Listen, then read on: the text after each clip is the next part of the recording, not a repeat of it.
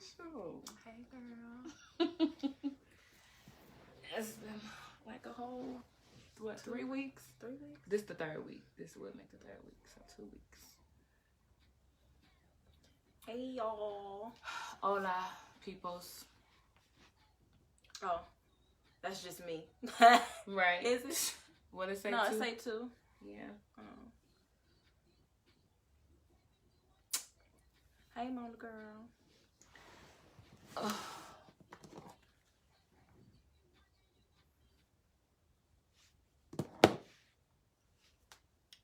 Okay, all right. So, because we got a lot to talk about today.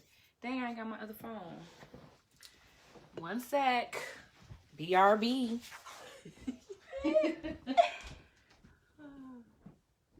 Y'all, my hair did not look like this. This is crazy.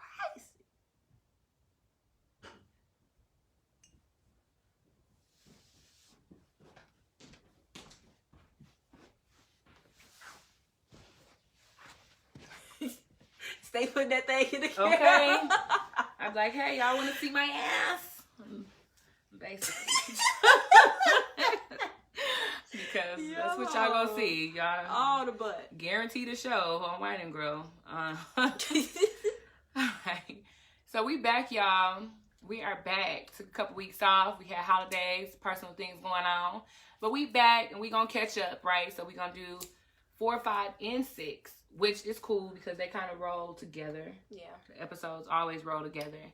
So we don't have to go like episode by episode. We can kind of just talk about overall what's been going on. Yeah. So this is Wine&Grow. I'm Ken. I'm Kay. She's Kay. I'm Ken. And we wine, we grow, and we grow. We need wine. So welcome to our TED Talk.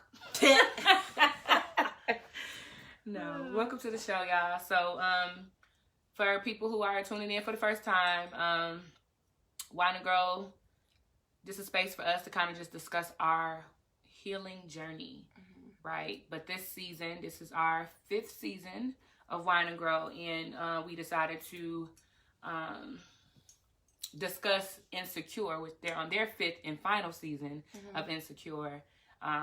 So we're basically just comparing our life to what's on screen. So you don't necessarily have to watch Insecure to tune in, to you know, enjoy the conversation or anything like that, because we're not going to just talk about the show. You know, we're actually talking about our personal experiences in regards to things that we've seen on the show. But we might talk about the show today. Because yeah. We definitely talk about the show today. Well, we talk about the show, but it's not like we like reviewing it. You know, like this is not a review of Insecure. Today we're going to talk about at least 2 episodes. It's like, we talking about 3. No, but we could actually speak on what happened in these episodes now because it's been 2 or 3 weeks. So right, yeah. But that's just saying a little bit more than what we normally do versus how we just keep it to ourselves about our personal stories mostly. We can actually tell the episode now. So 4, 5, and 6. So we had episode 4 was Faulty, okay? And this was like my favorite of the last 3 episodes. Because it kind of like, it obviously set the tone for what was coming after. And this week's episode was pretty deep too, because it kind of wrapped up some things that went on at episode 4. To, you know. But overall, my overall theme for these last 3 episodes, and I think it was in episode 6, they kept telling Issa to own her choices. And I think that's what this is just about. Like, we can sum this up. Own your choices. Own your choices. It's so important to own our choices. Yeah. I don't even know what go on in the episode, y'all. I don't ever remember the names of the episode. Yeah. So in this episode, we have, you know, Kelly on her own journey. She's on this spiritual this was when they was awareness journey. Yeah, they're on the beach, and this is Issa's moment after she's had the awkward encounter with her ex Nathan, who she was it was her friend for a while because she was trying to figure herself out. Yeah. And then she tried to have a booty call but couldn't have it because she started crying. So, but let's talk about the characters, right? that's how we can break these down instead of going episode by episode. So, just in episode 4, we don't see her last, so we'll just get her out the way. So Kelly's on this spiritual journey, right? And I love this because it's really how we be. It's really how we be when we get on this spiritual journey. You start journaling, you start interpreting your dreams. You know, it's just like, oh my God. I'm like, this is so us. You be trying to find yourself. She was like, just, oh my gosh, she had me cracking up. Yes, talking about her mama was the hamster in her dream, and she ate her mom. So she's like, so is my past inside of me? Like what? But that's just how it is, you know. Like, and you know what? And it takes that sometimes. A spiritual journey, and you know, becoming aware, self-aware. You have to, like, basically, she stopped drinking. I think she's off of social media and stuff like that. Like, you literally have to step back and be in a space where you're literally alone, and nothing is coming into your space to disrupt you or cause any confusion. You know, it's kind of, I had somebody ask me about fasting this last week, you know, just like, you know, like how to fast and, you know, and just how to get the best results from fasting. And I think that's basically what a spiritual journey is. You're fasting, trying to find yourself, looking for clarity. You know, you're removing things that you thought were good for you and what you want to do, and just take a moment and step back. One of the most important things that I found on a journey is journaling. And they talked about that. She was like, okay. What she said, manifestation. Like, I'm like, oh, okay. So yeah. Do you have any like spiritual journey tips for people watching? People who are looking to start a journey, or maybe they're on a journey now and maybe they just need some advice, some tips. I feel like when you're alone and when you're alone, you start to ask yourself a lot of questions because you're wondering why certain things are happening. Why are you where you are in your life? When you start to ask your questions, those are the questions you really need to be journaling about to start to get more answers about yourself. So fasting, meditation, sitting in quietness, alone, and just breathing and just taking it all in, just listening to whatever is around you. Start to listen to yourself and what comes to your mind so that you can start figuring out who you are and what you really want. Because in those times is when things really come to you. Because you have no choice but to sit with yourself and think about the choices that you're making and why you are where you are. And a spiritual journey was another thing that's important, in my opinion, is the company you keep. Because you don't want to be trying to be on a journey to be a better you, and you have people who are trying to keep you where you are or where you were. So you want people that are going to encourage you to be doing better, and you know that's holding you accountable for the journey that you're on. So say you like, okay, y'all, I'm fasting for a week, no alcohol, and then you go out and you're like, okay, I'm finna just have a drink. No, you said you was fasting. Stay strong. So you want people that's going to be in your corner, that is going to make sure that you're still focused and stay focused. Yeah. So it's your tribe. Yeah. You know, that's, y'all, just to go off of that. So I was sick. I had the corona, and during that period of having to be by myself, of course I'm already on my journey, but then that took it so much deeper, because you really figure out what type of mental stability you really have when you gotta sit in the house away from people for so long and can't do nothing. So it really made me figure out a lot of things. And I know I told you I was struggling. I knew what space I was in at that moment, and I knew how to take myself out of it, because each time I found a way to bring myself back. But then it was like one thing after another, and I just knew that, of course, I had to slow, because going into the last episode, I'm always moving, always on the go. I just feel like once I feel something and sit with certain emotions, I let that go. I have to, start moving on. What's next? It's not, I don't want to sit in those spaces. Just so, like, being sick, I just did not want to be sick, first of all. Second, I just didn't want to be, I was crying so much. It wasn't even about being sick. It was just, I didn't have no freedom, like. So I had to start really just sitting there and thinking about everything. even though I've let some people go, just it makes you think back, like, did you make the right decision? But I knew I was making right decisions whenever I was letting these people go. I know I'm making the right decisions with how I'm moving forward with my life. So, like, that time of doing nothing was needed. Like, I did not do nothing but actually rest until we put in positions like that. And we always say, you know, if you don't take the time to rest, your body just, it will. Like, so we have to take the time to rest. We have to make sure that we're paying attention to our bodies and what our bodies need. I never, like, okay, obviously you want to push yourself in certain instances. Like if you trying to get to a healthier you and stuff like that, and you really want this piece of cake, but you got some celery in the refrigerator. You know, like, but my body really, obviously, you know what's best for you. You know, like, sometimes you have to push yourself to that limit. But if your body is tired, right, you need to rest, you know, like, so you don't want to be ignoring your body when it's like, okay, let me just take a moment. You know, sometimes you may need to call off work and just take a mental health day, you know, so, yeah. So you just need to sit down. She needed to sit down, so she got sat down. She got sat down. Blew my mind. That's it. That's all. That way was, that was extreme. So moving to Molly, right? Over these past few episodes, we see her back into the dating scene, right?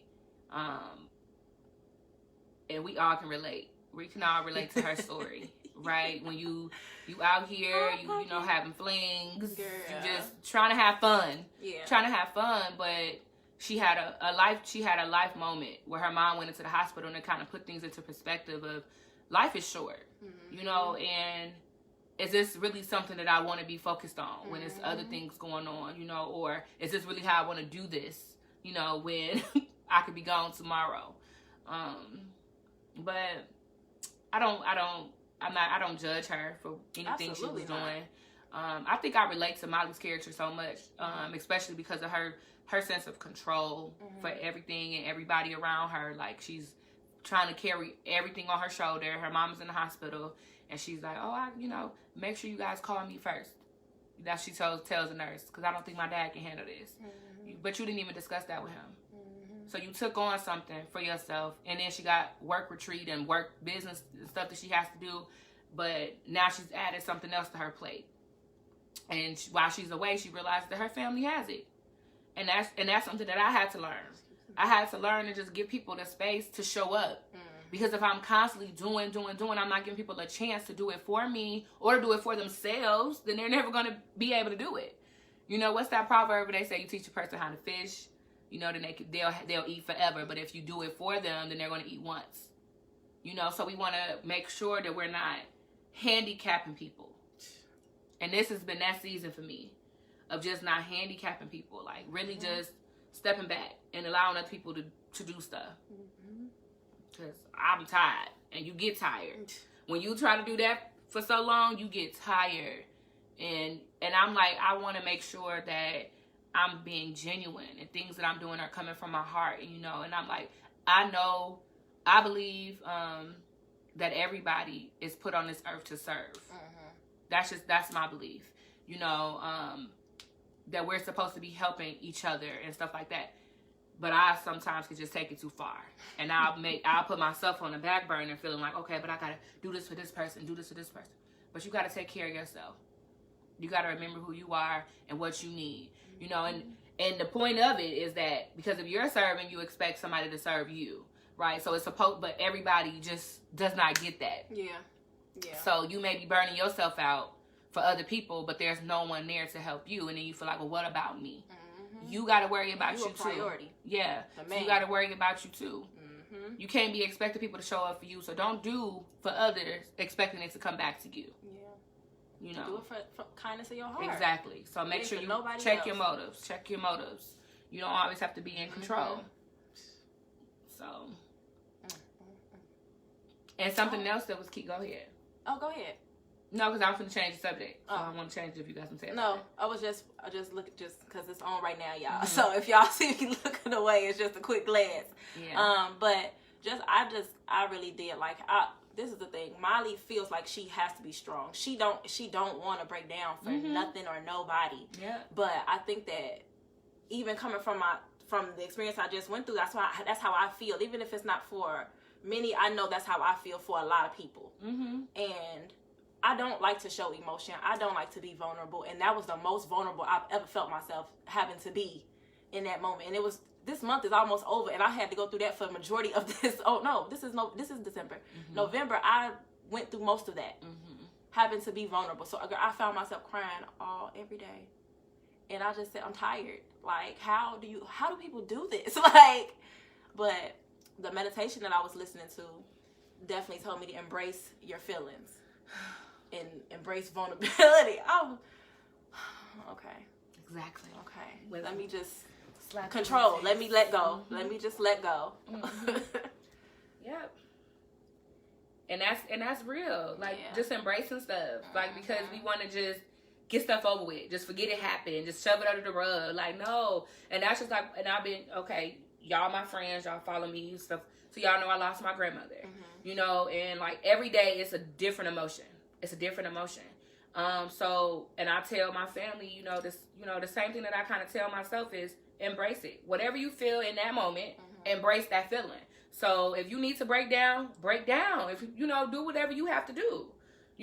So, and like in relating it back to Molly, when my grandmother passed away, I took on so much of the responsibility, that I wasn't able to grieve right away. So after the funeral, the memorial, it was just done. I just needed a moment, for myself and just to say, just to grieve. Yeah. But it's a continuum, so take your moments, acknowledge your feelings, be honest about what's going on with you, what you got, who else learned that lesson? Issa learned that lesson, but we ain't gonna get to her yet. We're gonna finish off with Molly. So while this is on, right? I loved this episode because I loved that they brought them together. I'm sorry, I'm talking about them, Molly and her coworker. Molly and Tori, and I because I wasn't expecting that. I was expecting that the good looking sound like my mama, right? Fine man. So the history of Molly and Torin, I think that's how you say his name. Yeah, so he's her coworker, and basically they bump heads a lot. Basically, always challenging each other and stuff like that. But in this episode, so this been going on since season 1. Was it season 1? That's not when she got to the new firm, was it? Season 2? Well, since the beginning. Whenever she got to the... Regardless, it was early on in the seasons. And now we get to see them being vulnerable together. And relating and stuff like that. And like, it's just always that unexpected person that comes, that shows up. Yeah. It's always unexpected. Yeah. But I like that because it shows how a relationship can go from, because in reality they've worked together for so long apparently, so then they will develop a relationship that ain't intimate, but their friendship was so long, and because they worked together, it can possibly develop into something else. So I like how their situations brought them together as well, the work situation and the personal. He was like, I didn't know you had a family. She's like, what you thought I had? Like, dang, okay, hardcore. Man. Hardcore. I was like, wow. So you just thought I was just this person just out here, just by myself, just with nobody. Rude. Yes. Crazy. But this is like an adult relationship for her. In reality, this is what she's been asking for. If that's what happens, we're gonna see. Yeah, I'm assuming. But if it happens, this is what she really been asking for, which means what you asked for, the list. You can get your list, but you gotta let it go. You gotta let them lists go. That's what I'm saying. You can get it, but you ain't just gotta hold on to it. Say, oh no, if he ain't got this, I can't check this off because he ain't got this. No, just relax. You know what you want. So after that, just relax and just let things happen. Your person be right in front of your face. And that's basically what this showed. Is you be so worried about trying to be with somebody, finding the one. In the episode before, episode 3, Issa had said something to Molly, right? Because she was considering redating somebody who she had dated in college. And she was like, well, you was never worried about that. Right, you weren't pressed about him back then. So what's the deal with about it now? And I love that. It's be like, because once you, basically she got into a stage of desperation. So you don't have to fill your space and your time with somebody just to have somebody. Y'all, it is okay to be single. Yeah. It is okay to be single because in those moments, people say you know, the self-love, learn yourself before you get in a relationship. That, learn for real. Take the time to not really actually deal with people on a date. Okay, that's cool. If you want to go out dates, have fun. But until you really know what you want, are you really giving yourself a chance in the other person? You wasting in reality, it's almost like you wasting your time, and then get mad when your time is being wasted, but you did it. Which is a great place to switch gears, Miss Issa, and this Nathan stuff. Like, it's like I don't know who team to be on, and mostly because it's like neither one of y'all know what y'all want. Both of y'all are all over the place. And when he said that, I mean, and you know it's true if your mama saying it about Issa, or no, when she was telling the story, she talking about her mama. Nathan was saying, but he was looking like it's that. But goes from the notes, we definitely attract. And that was the note I had. That's the note I had. Like, yeah. So Nathan is all over the place just as much as Issa was, but I feel like when you're trying to find yourself, you're gonna be all over the place. Until you figure out what it is you truly want. And like what she was basically saying, her mom needs to take some time to figure it out, and she needs to do the same. She needs to take her own advice. Yeah. It's so easy to talk about it, but when it's on the other foot and you got to do it, it'd be hard. You know, like. But Nathan just the same. So. But we also learned that Nathan is dealing with a mental health issue that he's not properly dealing with. Right? Like, we don't know if he's in therapy, if he's taking any medication, but he realizes what's going on and he knows he's in a manic state. So that, which means Issa has to approach that relationship different altogether, because he's bipolar. Yeah. So 1 minute he's on, 1 minute he's off. Like when he was about to leave. Exactly. And he's not thinking nothing of it. He's not thinking nothing of it. Yeah. Or how it might affect her. He's just thinking about himself. But, and also, this was 5. What they're saying he do, the family member did to him, was finna do to him. So I was just like, do y'all understand? Like, the man trying to show y'all he trying to change, but what you just talked about him doing and what you put him out for, you doing to him. But I wonder if he's going to be vulnerable enough to tell them what's actually going on with him. Yeah.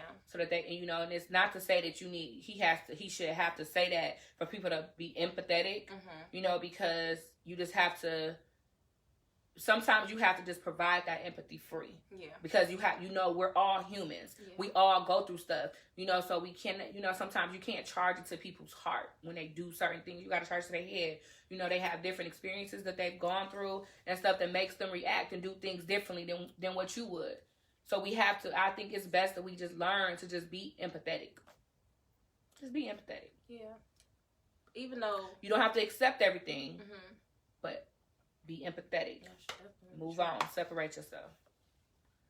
So. Yeah, they funny though. He said Nathan, because they don't know what they want to do. Yeah. But Issa also ain't fully recovered from her previous relationship. So. But I like that they showed what's been important in their relationship development is communication. And I do think that she's been trying. Like first she wanted something from him. She had these expectations but never said nothing. And to the end of the episode, and she's like, I just don't want to be friends with you. And he's like, me either. You know, like, but for her to open up and say that, she realized she got somewhere. I can't read your mind.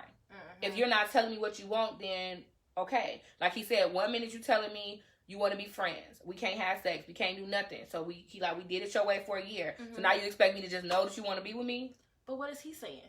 He's just agreeing to everything. So, at least that's what I'm saying. Her boundaries. He's respecting her boundaries. But if you know that also you want more, speak up as well. Or, because now, what are you doing? But that don't matter when she's made it clear that ain't what she wants. So why even, when she wanted in the kiss, no, you shouldn't stay. You didn't even have to say you didn't even have to stay.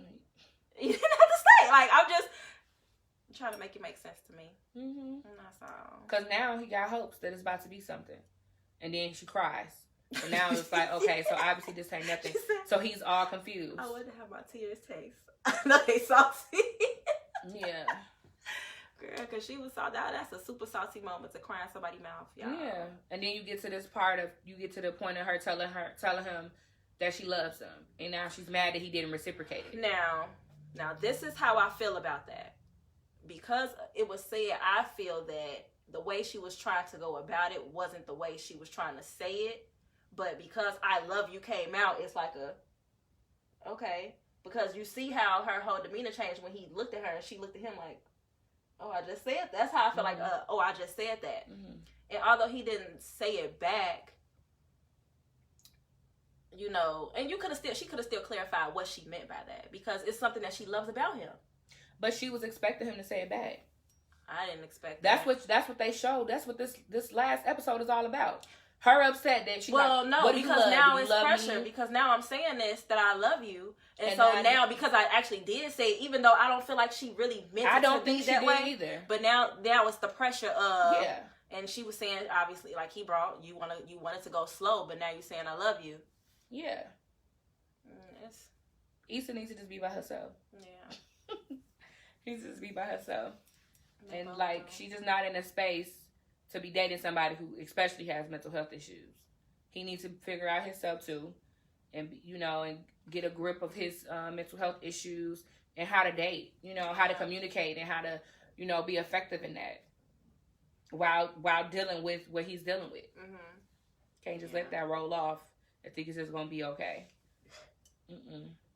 He be ready to run. And then told the girl, he be ready to go. And that's what kind of gets me about Ethan. Mm-hmm. I mean, Nathan. Mm-hmm. How that y'all see, I don't really like his character. I didn't call the boy the wrong name. Ethan. Yeah, and I don't dislike his character. He can be. I like that it gives us a male's perspective of us playing games with them. Yeah. And that's basically all it's doing. And he can be on point, but certain things that, I ain't gonna say I don't like his character, I just don't like the things that he be doing sometimes, because at the same time you're still trying to call somebody out and you're doing the same thing. Mm-hmm. So, and even if you're not doing the same thing, you're running away from what you could fix. So, yeah.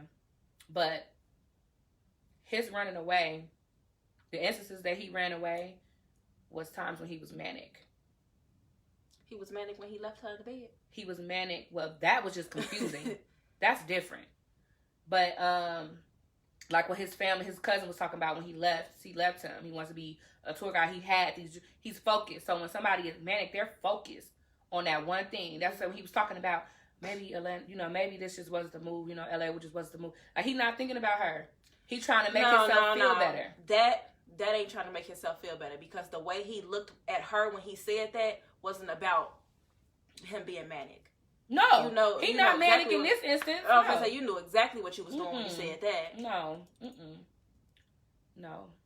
I'm just saying we get clarity on him disappearing. Okay. When he did disappear from her life, we see that was the reason why. Yeah. Because he didn't even know he was dealing with bipolar. Yeah. He disappeared, but he didn't even know why. He figured it out while he was gone. So, and that's what I'm saying. I just think that she has to take that into consideration when she's choosing to date him, because mental health issues is real, and a lot of times we can't blame people for their actions when they have mental health issues. You have to blame that disease, and we don't want to use that as an excuse for everything that they do. But a lot of that stuff is legitimate. So if you're going to choose to date somebody who has mental health issues, you gotta come with it. Because it's going to be up and down, up and down, up and down. Especially if they're not being treated. And he's not being treated. Yeah. So she cannot control his response and what he does. And he only trying to control what he can. And he don't really know. And he don't even know. Because he's not even educated on it himself.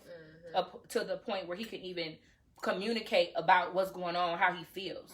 And that's why he felt so bad when the dude threw it in his face in the barbershop. Because damn, don't nobody even know. How you know? How you know I'm going through this? But at the same time, that dude ain't for him no way. Yeah. Because he's the beach barbecue. You brought pizza, my dude, and you was supposed to bring hot dogs and burgers. And then I'm helping you out in the shop. The people been here waiting. And you come in acting a fool. Who the one that got the disorder? At this point. Y'all remember though, just remember men got feelings too. Yeah. And that was really what that was. That's all. Yeah, that's what this is all about too. Like that's what this is. These last 3 episodes with Nathan in it is just showing another perspective, because we get a lot of TV shows and stuff. We see women being heartbroken and confused about what a man wants and blah blah blah, but we don't ever see the male side. And that's why I'm like, I can't even really say I'm Team Issa, you know, even though I'm a female. I'm like, because I can see that he wants something, but she doesn't want to give that to him. So he's like, okay, I'm going to just back up. And then I'm a hope. Women do it all the time. You back up and you sit on the side waiting for them to figure out that it's you. And then you get excited, which is what he did when she said, I want to stay. I want you to stay. He got excited. Okay, we finna get somewhere. Then you start crying. Okay, I can't deal with this. I can't handle this. I gotta go. You know, like, and now you're telling me you want to be with me. I'm confused. Because I do like you and I do want to be with you. You could hear that all in his voice when he was talking to his friends in the car. Okay. I like this woman. Yeah. But she... Yeah, but she confusing me. She confused, but he ain't speaking up either. Still, so when that happened, that was a time to actually have a conversation. When the crying happened, that was a time to have a conversation. You know, because at the end of the day, if y'all were still friends, if y'all had been friends for that year, you still don't walk out and leave, and then don't even bring it up. Like when she came to talk about the situation, trying to see if they're good, and just really talk about it, he still kept brushing it off. Like, yeah, he don't know how to communicate. So. But there's somebody who she's choosing to chase. Yeah. And he don't know how to communicate. Yeah. So that shows a lot about her character. I wouldn't even have stayed here either. Like she tweaked. Cause she's empty and she's looking for something, and then we see what's his name? Lawrence pop back up. He didn't move back to LA. And all those feelings. So, and I think that had a lot to do with her wanting him to love her. All of that is because he's back and he has his family. So I want to be able to have something too. So now you're pushing and pressuring him. Right. You're pressuring him to love you and want more when that ain't even what you want. You just basically don't want to feel like you don't have it. Comparison. Yeah. And that was one of my notes. Like comparison syndrome. Because if you see Lawrence, you pop up, you want to be able to say, yeah, I'm happy, I'm in a relationship too. No, what if you just say, I'm single and I'm happy and I'm loving it? Period. Because what she don't know is that Lawrence and Condola ain't together. And I was going to say that. She don't even know what's going on in his life. Man. Exactly. She just assuming. But that be a lot of what be going on now. Yeah. People be talking about, oh, they don't deserve this person, this, that, and the third, but y'all don't even know what's going on in these people's relationships. That's why I don't be involved. I do not be involved. Don't idolize nobody. Because you don't know what's going on. Nothing. Off social media. Don't know what work they got to put in for their relationship. Yep. Don't know who getting beat up, if somebody getting beat up. But don't know what type of mental stuff going on. Y'all don't know nothing but be wanting what somebody got. Okay. Right. And then you get what they got and don't even know that's what you asked for, because you don't know what's going on in their stuff. You done manifested something and wondering why.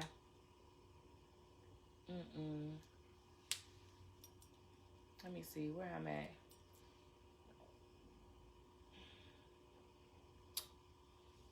Okay. So Issa, her business, right?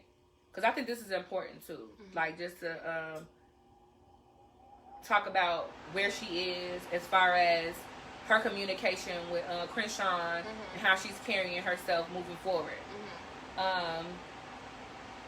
And I don't know. Maybe I'm just becoming a male advocate. Maybe I'm just becoming an advocate for men, because I don't like the way he basically drag. I don't like anybody who drags anybody on social media. First of all, let me know what's up. First, this is a brand new business. I'm learning, you're learning. So just like we talked and got into business, we can talk and you can help me learn how I should better communicate. Instead, he went on social media. You know, like, and where he was upset is that she didn't take the opportunity to basically apologize and see what was up. She basically just let it go and tried to move on. He like, well, we ain't even deal with this. And now that you want something, you trying to get more clients. Now you trying to come and deal with it. And now I don't got nothing to say to you. Like, we have to make sure that when we're conducting business with people, that we're communicating effectively. And it's not just, it can't always just be about the good. Sometimes you got to have those hard conversations. What am I doing wrong? What do you think I should change to do better? Because sometimes we go into business and we have a one-track mind. My way, my way, my way, my way, my way. When you're providing a service. So you have to service people. And it's about knowing what the people want. You just can't have a service and don't consider what the people want to need. So, what do you think that she could have, well, what do you think that Krishan could have had done different with that situation when she came to him with those brownies? I think he could have took the opportunity to just talk to her. Right. Like, he didn't have to be petty. You know, like, at that point, his petty meter was all the way up there already, because he was already on social media dissing her. Yeah, his ego. Yeah. We know males. Their ego. So at that point, his ego was already bruised. So he didn't want to deal with her properly. He like, you see his new shirt, which I thought was dope. Yeah, integrity. Yeah, I'm like, okay, that was dope. You know, like, so, but he needed to be able to, you know, express himself. And that's what we getting a lot. All of these, is just about communication. Yeah. Adulting is all about effective communication. In your love life, in your personal lives, like your friendships, your work life, whatever, communication is key. If you don't have communication in your relationships, then they're going to fail. Yeah. Because you're basically keeping stuff in, unspoken expectations that are going to get you nowhere but hurt. And you're going to blow up. You're going to, and it's definitely still nowhere. You're going to be right. Because you're just thinking they're supposed to know. Mm-hmm. And don't nobody be knowing, especially because they ain't never dated you before. Yeah. Or this version of you. Yeah. And like I was saying with Issa's business, like, this is new for her. Yeah. You know, like, I think that was one of her first big clients like that. Yeah. You know, so it's like, and it's not to say that she didn't try we to get help through this him. together. Because I did say she did bring what he wanted to the people. Mm-hmm.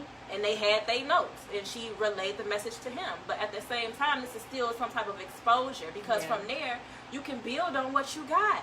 Yeah. But he didn't want to take that chance. And I feel like if y'all was on the same page, supposedly, from the beginning. So he still could have took that chance and still understood where she was coming from. So I know she understood where he was coming from, but he didn't want to understand her. That's how I felt. And that's why I said, hearing the background of, like, well, we talked about this, like, we was in there, we was in the trenches together. Yeah. I feel like he definitely could have just called her, like, I didn't like the way that you did that. Yeah. You know, and I want to be able to continue to do business with you, but this is some things that I think you should do in the future, even with your clients. So, like, that's what I'm saying. Like, customers, we have to be willing to tell people what's wrong, you know, in their businesses. And hopefully people who are running businesses are willing to take that. Because a lot of people can't take it. And that's the problem. So I feel the same way you feel. And I also feel like Issa didn't need to come. She should have, before she started reaching out to people, she still should have said an apology to him, even after the show, called the customer's always right. Yeah. So regardless if she felt like she was right and he was wrong, she should have apologized. Yeah. For the sake of her business. Yeah. So she should have thought about that, like, dang, it's like, he did this publicly. This could drag me. She didn't even consider that. She didn't even need to respond to the stuff. Like, she definitely tweaked. She don't know how much it would have dug her deeper with her business. Because now you're actually working for somebody. You're not an independent person no more.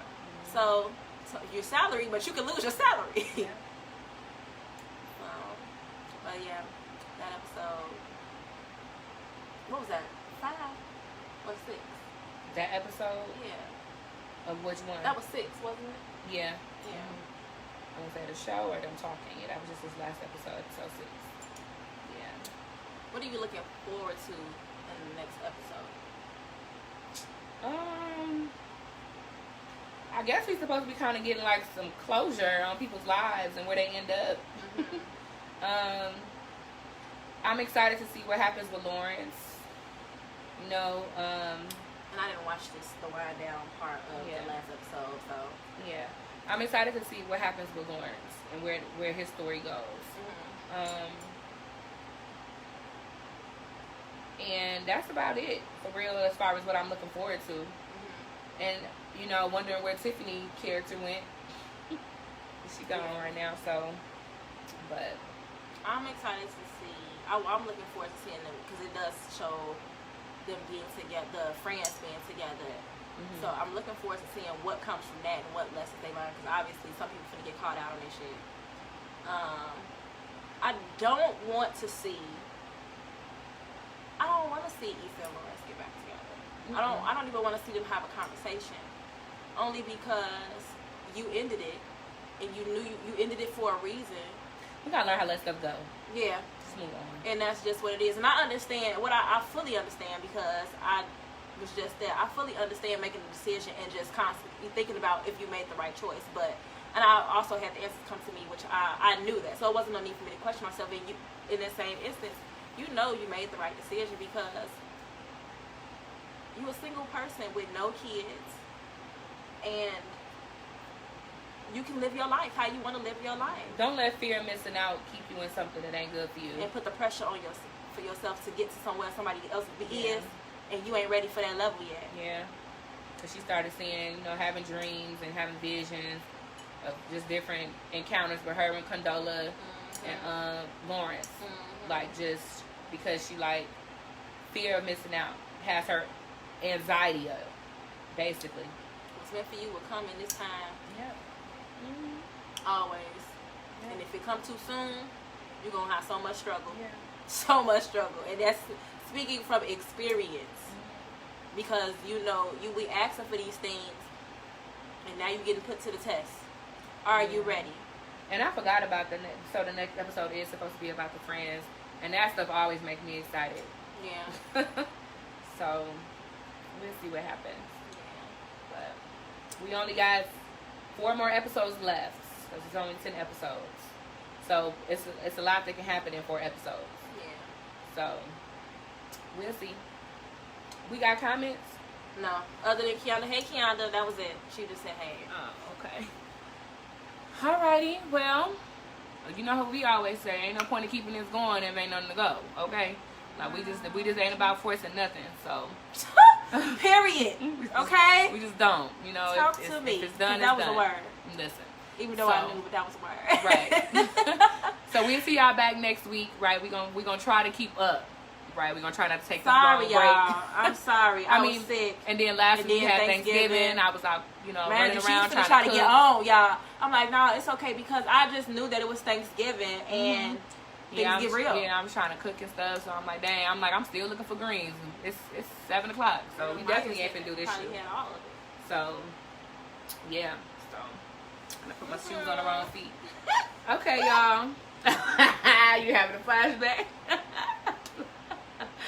Woo, Lord knows. I done had some moments.